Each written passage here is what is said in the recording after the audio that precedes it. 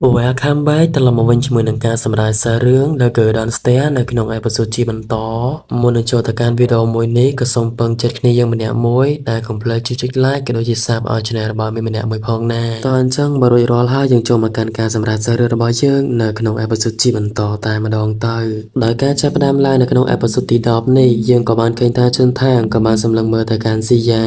រៀបនឹងយកដៃរបស់គាត់វែកទៅកាន់សក់របស់នាងទៅហើយតែគាត់ក៏បានដកចេញវិញហើយនៅពេលនេះជន់ថាងកំពុងតែបើកទ្វារសន្សឹមដើម្បីចេញទៅខាងក្រៅខណៈដែលស៊ីយ៉ាក៏បានក្រោកពីគេងដោយនាងក៏បានប្រាប់ទៅកាន់ជន់ថាងថាមិនចាំបាច់លបមើលផ្លូវអីនោះទេពួកយើងចេញទៅធម្មតាទៅដោយសារតែពួកយើងទាំងពីរនាក់ពុំបានធ្វើអ្វីខុសនោះឡើយគឺគ្រាន់តែគេងជាមួយនឹងគ្នាតាដោយសារតែមិនអាចប្រកែកបានជាមួយនឹងសម្ដីស្រីស្អាតជន់ថាងរបស់យើងគាត់ក៏យកព្រមទៅតាមនាងទៅនៅពេលដែលបានចូលមកដល់ខាងក្រោមបន្តិចក៏ស្រាប់តែស៊ីយ៉ាលេងទៅកាន់ពុកមាត់របស់ជន់ថាងព្រមទាំងប្រាប់ថារបស់នេះវាមិនល្អទេតែវាក៏មិនគួរឲ្យធុញដែរតាមឡងពេលនឹងផងដែរក៏ស្រាប់តែលើសំឡេងក្តៀងក៏ពោលថាកញ្ញាសក់ពណ៌ស្វាយរបស់យើងនេះគឺបានឃើញហើយថាចំសក់ពណ៌ស្វាយសក់ពណ៌ទឹកក្រូចដែលនាងគឺបានឃើញនៅតាំងពីចុះពីបន្ទប់មកជាមួយគ្នាអញ្ចឹងហើយគឺភាំងអស់ហើយមិនបងអង្គយូរទេពីរនាក់នឹងក៏បានមកជួយរើសសបកកំប៉ុងរូនីហើយរូនីក៏ស្រាប់តែស្រែកឡើងទៀតហើយចូ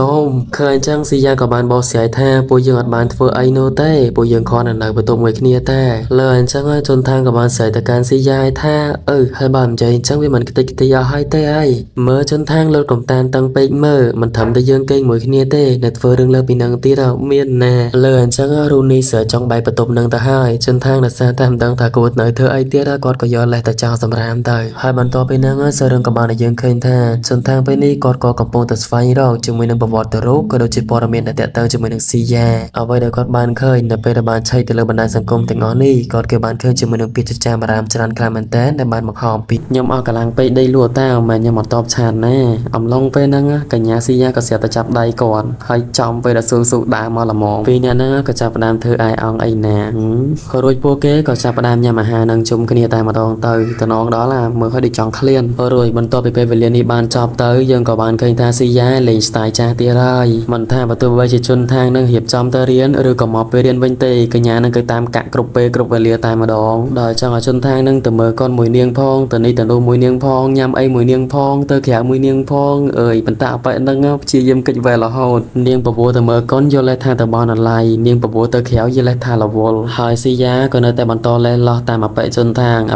ងវិញបន្តសម្ដែងមួយនាងទៅណគិតតែចាប់ដៃគ្នាតែគេប៉ាវស៊ីងស៊ុងឲ្យដើរទៅត្រយនៅពេលដែលជនທາងកលែងមើលទៅឃើញស៊ីយ៉ារបស់យើងហេតុតែលាក់ទុកមុខបែបហ្នឹងគាត់ក៏បានឲ្យនាងនឹងលាដៃរបស់នាងចេញមកដោយគាត់ក៏បានផ្ដល់នំមួយទៅឲ្យនាងហើយនំនឹងវាផ្អែមដូចស្ករអញ្ចឹងដែលជនថាងគិតថាប្រហែលជានាងត្រូវការវាហើយឃើញនៅទាំងធ្វើតិចតួចមួយនេះកញ្ញានឹងឡើងសប្បាយចិត្តហ្មងព្រោះថាមួយរយៈហ្នឹងអប៉ែនឹងអត់សូវអើពើមួយនាងទេព្រោះថាជនថាងព្យាយាមរក្សាកម្រិតអំពីនាងខ្លាំងមែនទែនពួកគាត់ចង់គិតថាពួកយើងទាំងពីរនាក់គឺត្រូវតែជាមិត្តភក្តិអត់ចង់ឲ្យមានទំនាក់ទំនងអីដែលលើសពីមិត្តភក្តិនោះទេប៉ុន្តែដើរចេញទៅបណ្ដាគិតនៅក្នុងចិត្តបណ្ដាឲ្យថាការព្យាយាមរក្សាកម្រិតរបស់គាត់នឹងវាត្រូវបានកាត់ផ្ដាច់ចេញបណ្ដាទៀតហើយមិនដឹងតែគាត់ចំណាយពេលប្រហែលទេដើម្បីកិច្ចអំពីនាងនៅពេលមួយគឺសពពេលដែលជនថាងរបស់យើងចេញពីថ្នាក់រៀនគាត់ភាំងខ្លាំងមែនទែនមនុស្សគ្រប់គ្នាកំពុងតែចោមរោមទៅកាន់កញ្ញាស៊ីយ៉ារបស់យើងអីដែលសំខាន់ណាស់ម្នាក់ចាប់ផ្ដើមហើយទៅកាន់នាងថាលីស៊ីយ៉ាសុកក៏ស្រាប់តែអំប៉ែម្នាក់ដែល BC មកដបស្រាកាពីអេពីសូតមុននោះគេលើឈ្មោះនឹងគឺចងចាំយ៉ាងច្បាស់តែម្ដងប្រហែលជា idol របស់គេដែរហើយរត់មកយ៉ាងលឿន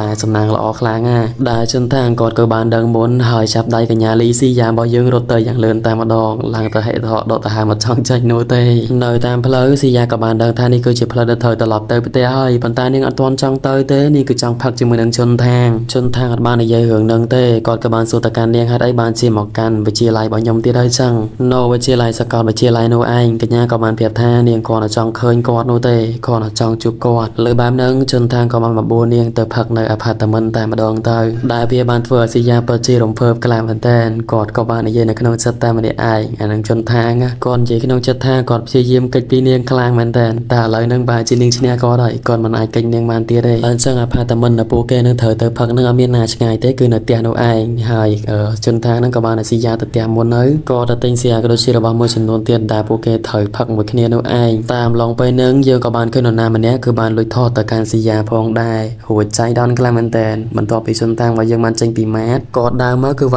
ាជាមួយនឹងកញ្ញារូនីកំពុងតែអង្គុយសង្កុកញ៉ាំមីផឹកសៀតែម្នាក់ឯងនេះមើលទៅកញ្ញានឹងដូចជាកំសត់ដល់ហើយជនថាងរបស់យើងគាត់ក៏បានចូលទៅរាក់ទាក់ក៏ដូចជា កំដរនាងនិយាយសួរនាំអីទេចោះចេះចោះទៅមិនបានមកលួចពួនផឹកតឯងអីចឹងទៅសំខាន់ណាគាត់ស្អាយមួយទៀតដោយសារតែកញ្ញារូនីយើងនឹងគឺគាត់ស្អាតបានទេព្រោះនាងឥឡូវនេះដូចជារៀងត្រូមមកហើយចង់និយាយថារៀងត្រូមដែរហើយអស់មកកំប៉ុងរៀងទ្រោមបដ ហើយបើយើងមើលមកកាន់សីយ៉ានាងកំពុងតែដើរតាមម្នាក់ឯងសោកនាងក៏ចាប់អារម្មណ៍ឃើញថាពេលនេះកំពុងតែមាននរណាម្នាក់តាមនាងរីឯជនທາງវិញគាត់ក៏បានត្រឡប់មកផ្ទះរបស់គាត់ផងដែរដែលនៅតាមផ្លូវគាត់ក៏បានឃើញអាប៉ែម្នាក់ដូចជាអាចលើម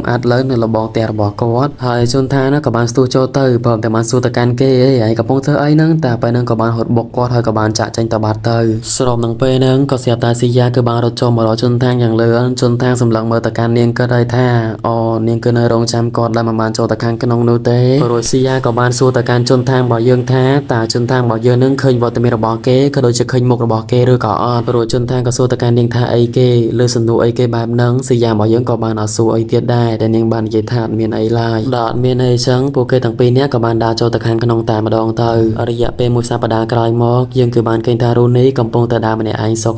នាងក៏ស្រាប់តែបានកើតទៅដល់វត្តមានរបស់ជនថាងយើងទៀតហើយនាងគឺឆ្ងល់អំពីខ្លួនឯងខ្លាំងមែនតើហើយអីទៅបានជានាងចិត្តកើតអំពីជនថាងរបស់យើងអញ្ចឹងដោយអាឡែងតែកើតអំពីជនថាងរបស់យើងសោកហ្នឹងក៏ស្រាប់តែជនថាងយើងនេះគឺបង្ហាញខ្លួនហ្មងចំដល់ក៏ហើយដែលគាត់គឺបានចាប់កតារបស់នាងលើកហើយនាងដើរទៅមុខអត់កើនោះទេធ្វើឲ្យកញ្ញានឹងគឺគាំងជាមួយនឹងអបិនឹងខ្លាំងមែនតើជនថាងរបស់យើងក៏សួរថាកបោបឡើងធំហើយមិនក៏ស្រាលម៉ែកុំប្រាប់ថានេះមានតែកបោបកញ្ញានឹងក៏បានប្រាប់ថាចុះបើវាសិតតែជាกระดาษក៏ដូចជាគំរូនៃខោអាវសម្លៀកបំពាក់ដែលនាងបានឌីហ្សាញមកអញ្ចឹងទៅវាមិនមែនមានកុំព្យូទ័រឬសភៅអីទុករៀនអីណាព្រោះនាងបច្ចុប្បន្នហ្នឹងគឺរៀនខាងឌីហ្សាញនឹងឯងដោយបច្ចុប្បន្នកញ្ញានឹងបើជារៀនខាងឌីហ្សាញម៉ូដខោអាវអីចឹងទៅព្រោះនៅក្នុងសម្ភារៈកតារបស់នាងមានរបស់អញ្ចឹង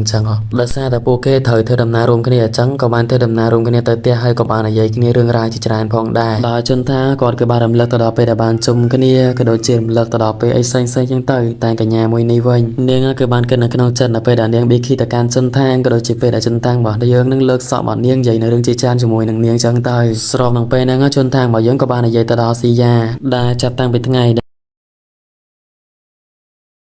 គាត់ជាមួយនឹងស៊ីយ៉ាបានផឹកជាមួយនឹងគ្នានៅក្នុងបន្ទប់មកពេលនេះគាត់អាចឃើញស៊ីយ៉ារបស់យើងចេញពីបន្ទប់តទៅសោះហើយដែលសំខាន់ណាស់នៅក្នុងយប់នោះគឺថានាងសង្កត់ស្ងាត់ខ្លាំងមែនតើអញ្ចឹងហើយជនថាក៏ចង់សួរទៅកាន់រូនីថាតាមរយៈហ្នឹងដែលឃើញវត្តមានរបស់ស៊ីយ៉ាចេញពីបន្ទប់អត់ឬក៏និយាយអីច្រើនអត់ចឹងទៅរូនីក៏បានប្រាប់ទៅកាន់ជនថាថាអ្វីដែលនាងបានឃើញបានជួបគឺដូចជាមួយនឹងជនថារបស់យើងបានឃើញដូចគ្នាដោយក៏សពពេលដែលពួកគេគឺបានដើរមកដល់របងផ្ទះស្រាប់តែបានឃើញអាប៉ែអាវលឿងនឹងទៀតហើយសំខាន់នៅក្នុងដៃរបស់គេកាន់កាមេរ៉ាទៀតរួចគេក៏បានស្ទុះរត់ចេញមកយ៉ាងលឿនប៊ីនឹងបុកទៅកាន់រូនីទៅហើយតែជនថាងរបស់យើងក៏បានចាប់គាត់ជាប់ដោយការការពាររបស់ជនថាងទៅលើរូនីវាក៏បានធ្វើរូនីគឺមានអារម្មណ៍ថាធ្លាក់ទៅកាន់អឡូស្នេហ៍របស់ជនថាងរបស់យើងទៀតហើយនេះជនថាងក៏បាននិយាយថាអាប៉ែនឹងទៀតចាំមើលទៅលើក្រោយចាប់អាយ៉ាបានមកជនថាងនឹងអាឡែងតែមួម៉ៅជាមួយនឹងអាប៉ែនោះគណៈដែលរូនីរបស់យើងកំពុងតែអៀនគិតនៅក្នុងចិត្តថាអូយគាត់គឺបានរត់ខ្ញុំយ៉ាងណែនមើលតែគាត់គឺមានសាច់ដុំទៀតអ្វីដែលសំខាន់ណាក្លិនខ្លួនរបស់គាត់ឡើងក៏អូបឡុងហ្មងអាឡែងតែអៀនឡើងមកក្រហមនឹងជនថាងក៏សួរទៅកាន់នាងថាចុំរូនីអត់អីណាយកញ្ញានឹងឡើងភ្ញាក់ព្រឺតហ្មងហើយដែលសំខាន់ទៀតវាគឺស្របពេលដែលកញ្ញាស៊ីយ៉ារបស់យើងគឺបានដើរចេញមកហើយក៏បានឃើញជាមួយនឹងសកម្មភាពរបស់អ្នកទាំងពីរផងដែរ